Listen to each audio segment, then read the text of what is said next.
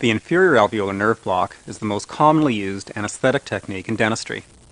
It's also known as the standard mandibular block or the Halsted approach. It is indicated when we are carrying out procedures on either one or multiple mandibular teeth in one quadrant. As well, it is indicated for procedures on the lingual soft tissue or the buccal soft tissue anterior to the first molar. For surgery on the molars, a separate buccal nerve block is required.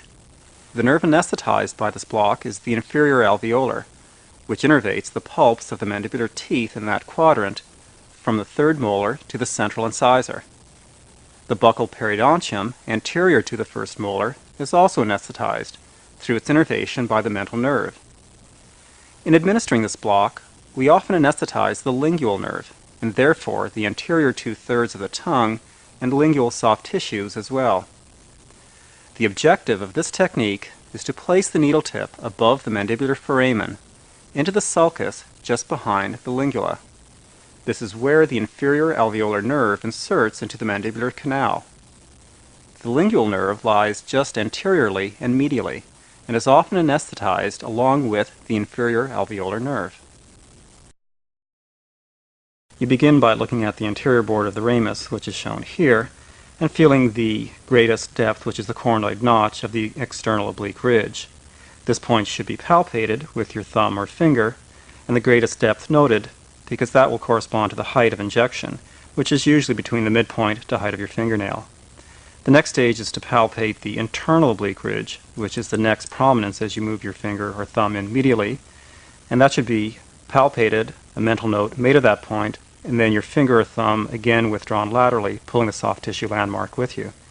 It is just medial to the internal oblique ridge that the needle will be inserted.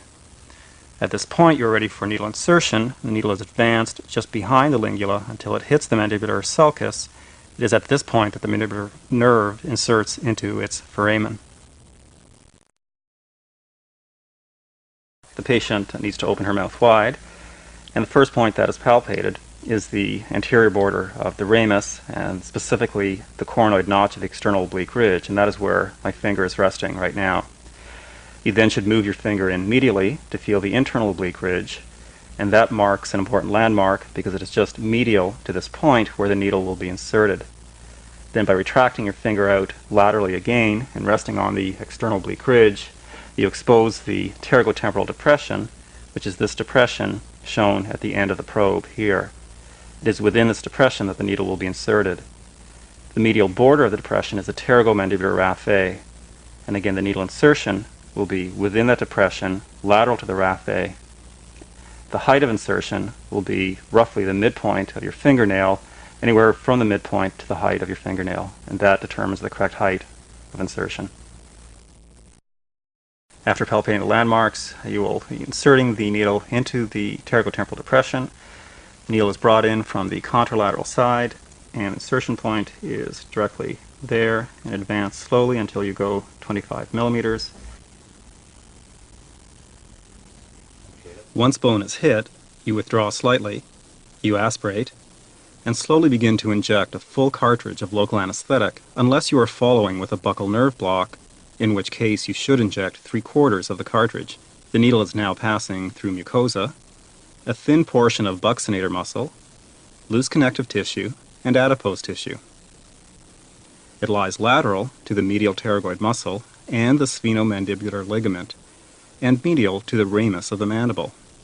If you contact bone too soon, in other words, significantly less than 25 millimeters, you will need to redirect the syringe and carry out the indirect technique. This is accomplished by withdrawing the syringe slightly, moving the barrel more medially over contralateral canine or incisors, and advancing again until bone is contacted. If you do not contact bone after 25 millimeters, and the needle is almost buried, you should redirect by withdrawing somewhat, but not completely, and move the barrel of the syringe more laterally and advancing again until bone is contacted. You should repeat this procedure as necessary.